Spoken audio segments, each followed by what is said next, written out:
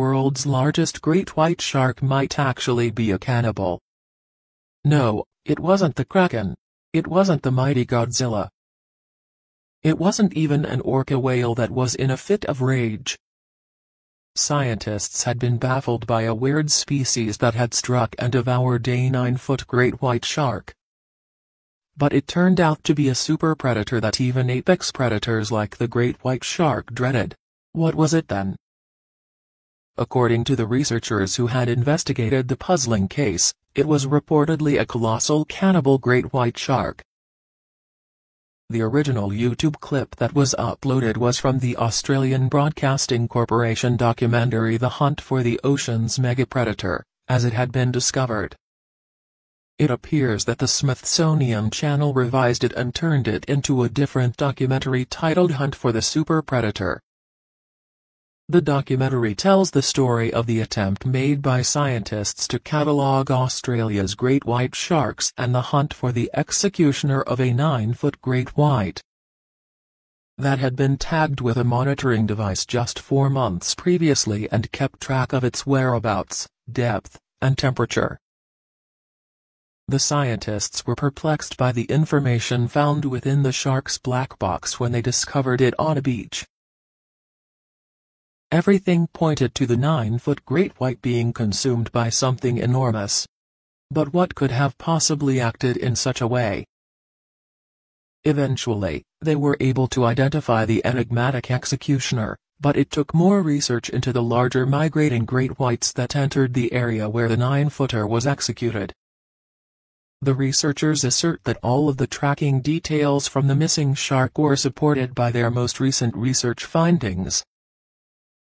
The cannibal great white shark, believed to be 16 feet long and weigh over 2 tons, could easily match the speed and trajectory recorded by the monitoring device. Given that their body temperatures were the same and that they were migrating great whites, it makes sense as the only creature that could logically devour a shark is one that resembles a shark but is larger. The troublemaker grows in size as the shark does. The rest of the program demonstrates how lesser sharks leave the sea as soon as they become aware of a nearby large shark. And krakens, kaiju, and megalodons that have been secretly turned into weapons by aliens.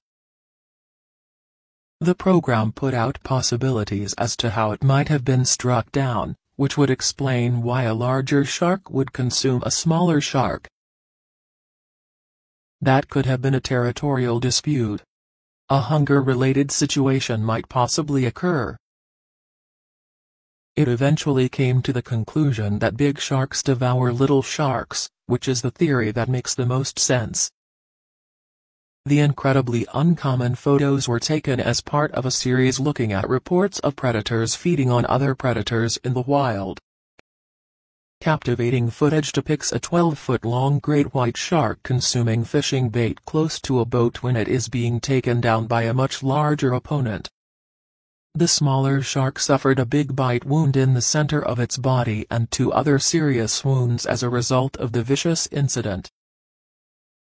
All sharks are cannibals, including ferocious great white sharks, according to Professor Mark Meakin of the Australian Institute for Marine Science, who was interviewed for National Geographic's fascinating new series Cannibal Sharks.